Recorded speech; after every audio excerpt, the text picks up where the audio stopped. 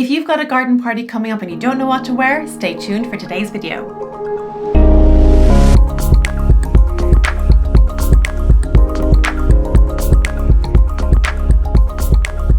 Welcome to my channel. My name is Sarah and I am the Style Coach.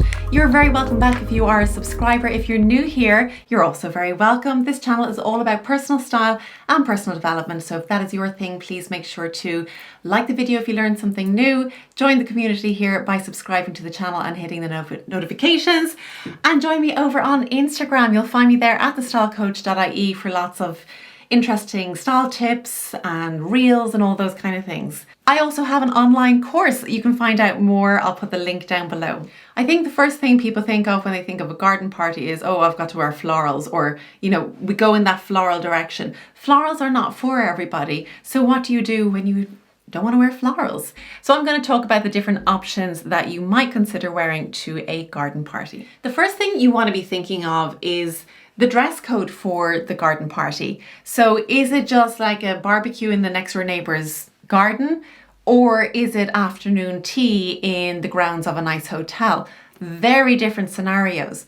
So you're going to want to do that research first. You're going to want to find out what the dress code is, and you want to go in line with that. So if we're talking about the next door neighbors, you know, jean shorts, jeans, real casual t-shirt type of stuff. We don't need to think about that too much, but I think it's when we get to the more formal occasions in the garden that we need to be a bit more thoughtful with our style. The next thing you really want to be considering is what kind of ground are you going to be walking on? Because that is going to influence your choice of shoes. So are you going to be on a patio? So there's just concrete slabs or tiles, something like that, which would work for a stiletto. Great, okay. But a stiletto is not going to work on grass. Are you going to be sitting on chairs on grass? You're going to have to walk out on the lawn. Are you going to have to walk on gravel?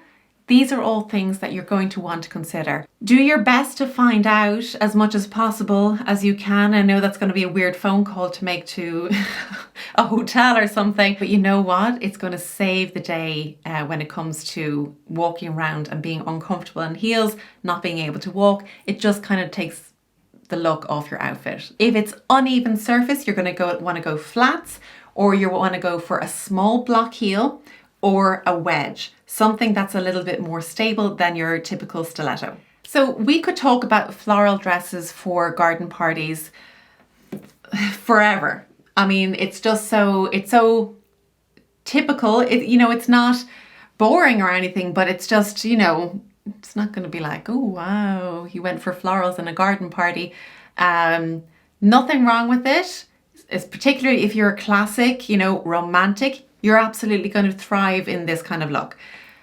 But if you are more creative, more dramatic, even natural in your style personality, you might want to step out of that typical look and go for something different. So what are the alternatives? I think polka dots are a lovely, lovely alternative to florals. They're really chic, pretty, fun. I love them, and they're really easy to wear. Perfect for a garden party. So if you're not keen on the florals, that's okay. Perhaps try a little polka dot. Now, if you're somebody who doesn't particularly like dresses, what do you wear to a garden party? There's alternatives. You could go for a jumpsuit. I think jumpsuits are super. There's such a beautiful array of jumpsuits out there right now. You could also go for a play suit. If the weather's a little bit warmer, if you are happy to show off your legs, a play suit is a great alternative as well. I think people tend to avoid jumpsuits and play suits because they think, oh, when I go to the toilet, there's so much more effort. Really, how much more effort is it? It's like another 10, 15 seconds. I think you can handle it. But be warned, jumpsuits and play suits may not work for you if you are long in the torso. They can end up places that you don't want them to be, if you know what I mean. So do make sure to try them on at the shop first, particularly if you are long torsoed, because you might want to shop in the tall section for this particular item.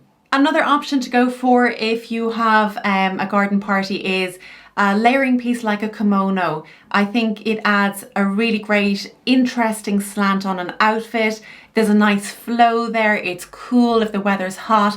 It looks really chic. And again, there's such an array of beautiful kimonos you can get out there, you know, whether they're vintage pieces or new beautiful ranges, beautiful colors as well, all sorts of colors and prints, and they're just fabulous. I'm a big fan of them. A hat is always a great option at a garden party. Protect your face from the sun. It can add a touch of glamour to an outfit as well. So do go for a nice hat if you have one in the wardrobe. Linen trousers are also another great option. They're nice and cool. They're the perfect summer fabric. They're such a classic piece. They're going to look great at a garden party. And finally, you're going to want to have your sunglasses, a great pair of sunglasses when you're out in the sunshine to finish off your look.